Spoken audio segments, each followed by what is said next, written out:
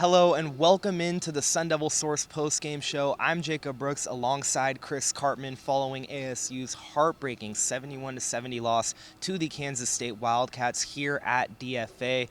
Chris, the Sun Devils opened up this game leading 18-2. Then they squandered the lead, tried to get back into it. Jaden Quaintance missed those free throws at the end that sent heartbreak throughout this crowd. ASU has now dropped 5 straight home conference games, which leads to a 12-10 overall record on the season and a 3-8 record in Big 12 play. In its inaugural season in the Big 12, those 5 straight home conference losses are the most for this Sun Devil squad since the 2006-07 season. What were your takeaways from this loss? Yeah, rarely have you seen ASU get out to that big of an advantage in the first half. Kansas State had scored 2 points in the first 7 minutes of the game. I was spending time looking at the fewest points by an ASU opponent in the first half in history, but then, of course, ASU took its foot off the gas. I think that the defensive intensity was not nearly there. And offensively, they settled a little bit too much, even though they were open shots. They took them too early in the shot clock. And then it's tough when Sean Phillips wasn't out there because he was sick, and the ASU's already kind of on a short bench. And I just think that they didn't have enough sense of urgency on a possession-by-possession basis, which has kind of been the story of ASU's team in Big 12 play. Many times we've seen the coaches and players talk about not putting a full 40 minutes together. They had a sense of urgency, I think, late in the game and early in the game, but not really for the middle 20-plus minutes of the game, and that, as much as anything, contributed to the outcome.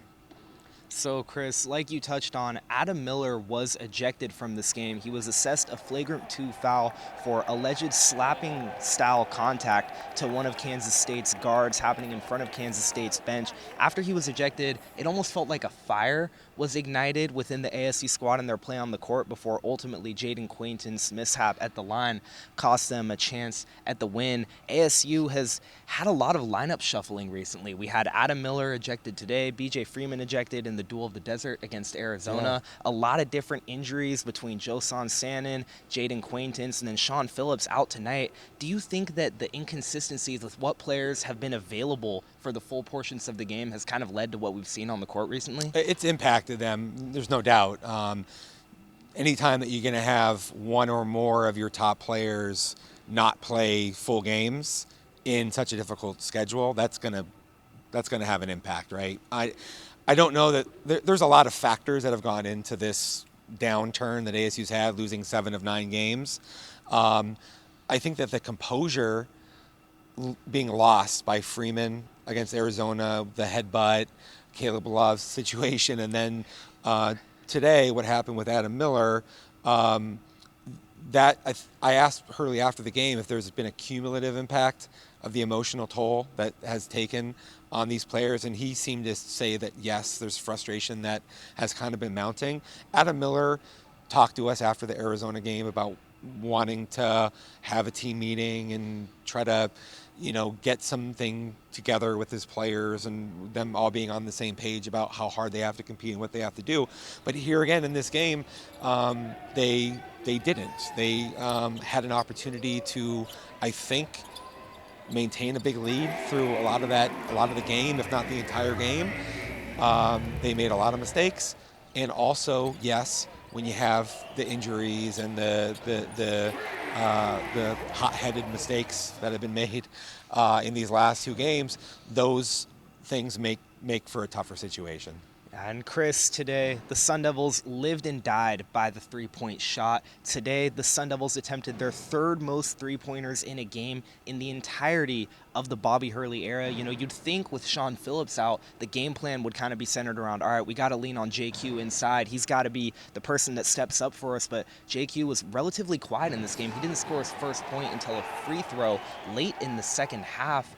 Kind of, what do you make of that style of play from ASU in this game? Do you think that's sustainable moving forward? Well, there's something that I disagree with that Bobby Hurley said was they were taking a lot of open threes, but the aspect of that I'm not on the same page with is that ASU had a big lead when it was taking a lot of these threes that were coming early in the shot clock. Within 10 seconds, 15 seconds on the shot clock, they were going to be able to get that same caliber of shot 5, 10, 15 seconds later into shot clocks. And the thing that you really don't want to do is you don't want to play so fast with threes that are not as good of a shot as you're going to be able to get later in a lot of those situations. Like Quaintance took 2 threes that were bad. BJ Freeman took a contested 3. And there were others. But the reality is that you need to have the right competitive disposition.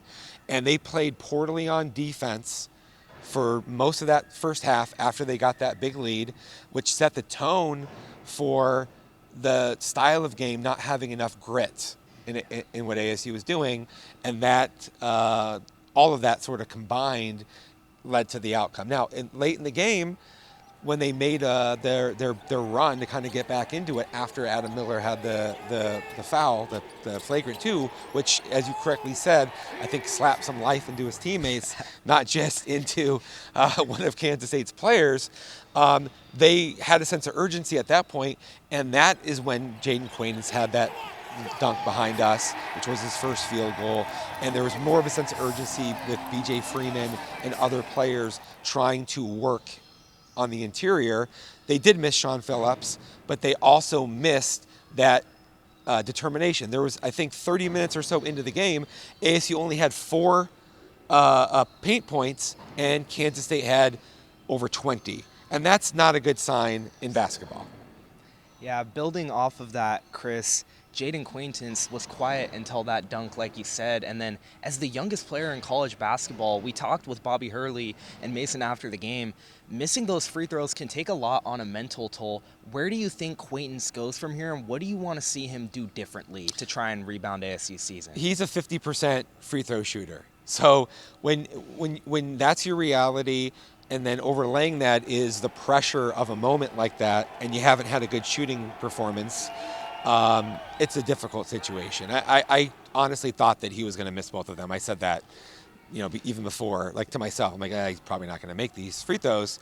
And the reality, though, is he's phenomenally talented. So this is not going to be something that I think lingers on him. If anything, he's probably going to be in the gym shooting 100 free throws tomorrow as he tries to get this aspect of his game better. More broadly, though, I felt like this was a game where ASU needed to try to find a way to get the ball to him earlier to get him going. As you kind of referenced earlier, there were also plenty of opportunities off of some slips of screens and things of that nature, like including the dunk that he got late in the game, that they could have been more focused on trying to do earlier. ASU is going to have to find a way to play 40 minutes defensively with 40 minutes of smart offensive execution designed to get the high-quality shots. They just do not have enough value on a per-possession basis. And then building off of that, Chris, finally, ASU, like Bobby Hurley said in his post-game presser, was viewed as a tournament bubble team heading into this game. And then obviously dropping your 5th straight conference home loss doesn't help. What are your expectations for the Sun Devils over this last stretch of the season, and what do you think needs to change? Well, after this game, their forecast by Ken Palm for the first time really since the beginning of the season dropped to under 500. They're now projected to be a 15-16 team. Just a few weeks ago, that projection was 18 wins, which that would have been enough for an NCAA tournament. They are going to have to win quadrant 1, quadrant 2 games, including on the road. They're going to have to get some upsets. They're capable of it. We still haven't seen a fully healthy ASU team in the Big 12. And they haven't done themselves any favors when they have players getting ejected who are really crucial in the second half of some of these games. So they got to all be on the same page, play defense on every possession, work hard to get better shot quality, and allow themselves to get healthier and understand how they can elevate one another on the court. If they do that, they have a chance. I don't know what's going to happen because it's easy for things to spiral after so many losses.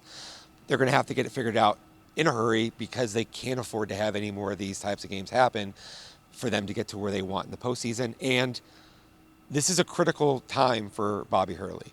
He's 10 years in at ASU, and he's lost 5 straight home games, which, as you said at the outset, hasn't happened since 2006-07, right?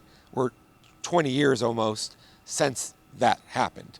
So everybody's watching. We're getting a lot more feedback on social media about people who are unhappy, disaffected, that want to see ASU make a change. And so he really has a month left to show that he is capable of getting it together with this team in a way that could lead to people feeling a little bit differently about the state of this team and his tenure at ASU. And that's all for this edition of the Sun Devil Source Postgame Show. For all of our ASU men's basketball coverage, make sure to check out all of the Sun Devil Source social pages, as well as the Sun Devil Source website. From Jacob Brooks and Chris Cartman, we're saying so long from DFA.